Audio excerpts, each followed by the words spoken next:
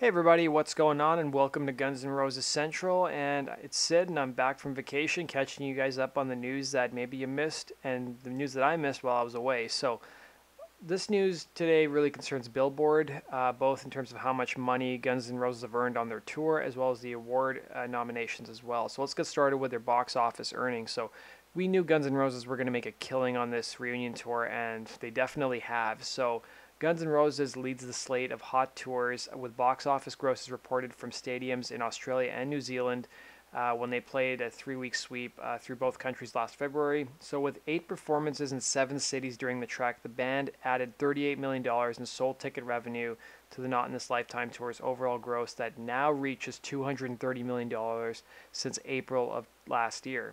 So Guns N' Roses have earned over $250 million on this tour so far. And they're going to be playing Europe and North America, and then they're going to be playing South America again. So I wouldn't be surprised if they earn over 500 million probably as part of this overall tour. So the first Australian performance was in Brisbane on February 7th, and they had a crowd of about 40,000 people. Sydney was the second stop, and it was the only market to offer 2 shows to fans. The ANZ Stadium show sold a total of 84,000 tickets for concerts on February 10th and 11th. And in Sydney, they had a $9.2 million gross, which is the top grosser down under and the 4th highest overall since the tour began a year ago. So if you guys want to see the complete numbers and a more detailed breakdown, I've linked to the article down below. Let's go into our next piece of news. So Guns N' Roses scored some award nominations while I was away. So Metallica, Guns N' Roses, and Red Hot Chili Peppers have scored some Billboard Music Awards nominations.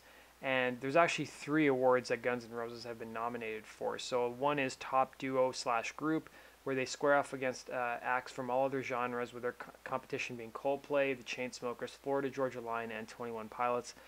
I hate pretty much all those bands, with the exception maybe Coldplay.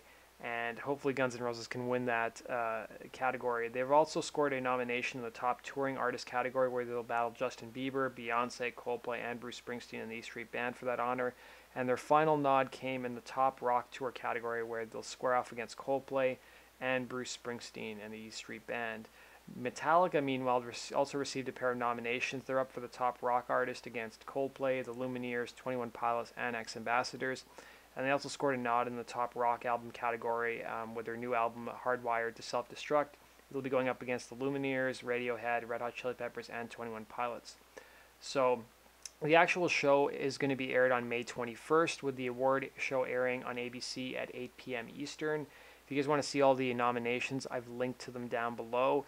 The one thing I'm kind of wondering is that who from Guns N' Roses is going to show up, if anybody from Guns N' Roses is going to show up, because Guns N' Roses are going to be playing Ireland on May 27th, and we know Slash is going to be in LA playing that charity gig at the zoo, so maybe Slash will show up, or maybe nobody will show up, or maybe Duff will show up, or maybe Dizzy will show up, or Richard Fortus will. Who knows? We'll have to wait and see, but as we get news, guys, I'll give you guys a full recap of the award show once it actually airs. Let's go on to our next piece of news. So we have a new interview with Matt Sorum. He was being interviewed on Steve Jones' show, Jonesy's Jukebox, and he talked a little bit about Duff McKagan. So he said that Duff actually called him pretty recently, and they didn't really talk about what you might think about, which was the Guns N' Roses reunion, but they did talk about Matt's new band, Kings of Chaos. So basically, before Neurotic Outsiders, which was a band that Duff, Matt Sorum, and Steve Jones of the Sex Pistols actually played in together, they did toss around the name Kings of Chaos. So Sorum said that was the case, and basically Steve Jones said, "Didn't I come up with that name, Kings of Chaos?" And Matt Sorum said, "No, Duff did, and he's been calling me about that."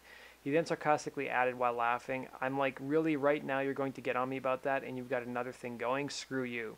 And he said, "So no, me and Jonesy had a band called Neurotic Outsiders. John Taylor came in with Neurotic Boy Outsiders." He later said, "Remember why we got John Taylor in the band?" If you guys don't know, John Taylor was from Duran Duran, which I always thought was a weird addition to the band because, Duran Duran really wasn't a hard rock band. And Matt Sorum said, "We thought he was going to have supermodels. We get to the gig and there's no supermodels. Where's Christy Turlington?" And Steve Jones said, "There weren't even any models, let alone supermodels." So Sorum then finished the name story saying, "Then Duff came up with Kings of Chaos and we voted on Neurotic Outsiders." So if you guys want to see Matt Sorum's full interview on Jonesy's Jukebox, I've linked to it down below. That does it for today's news. Thanks for watching, guys. As always, hit the subscribe button if you love Guns N' Roses as much as me, and hit the like button if you guys enjoy the contents of this video. And be sure to follow me on Facebook and Twitter. The links to my social media accounts are down below. Take care, guys.